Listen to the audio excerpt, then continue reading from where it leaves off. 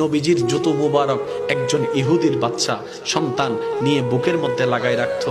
একটা দিন যখন নবীজির রহমাতুল লিল আলামিন খবর পেয়েছেন ও ছেলেটা অসুস্থ, নবীজি সবকিছুকে ফেলে ওই ছেলেকে দেখার জন্য চলে গিয়েছেন। সুবহানাল্লাহ।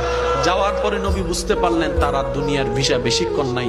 রবের কাছে দোয়া করলেন, ও আল্লাহ, আমাকে মহাব্বত করে আমার জুতা নিয়েছে, আমাকে মহাব্বত করে আমার জুতা বুকে নিয়েছে।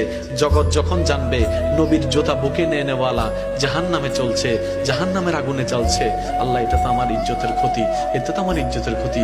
তুমি না বলেছো ওয়ারাফানা লাকা যিকরা, তুমি তো বলেছো ওয়ালা সাওফা ইউতিকা রাব্বুকা ফাতারদা, তুমি তো আমাকে বলেছো ওয়ামা আরসালনাকা ইল্লা রাহমাতাল লিল আলামিন। নবীজি যখন রবের কাছে ফরিয়াদ করলেন, রব দোয়া কবুল করলেন।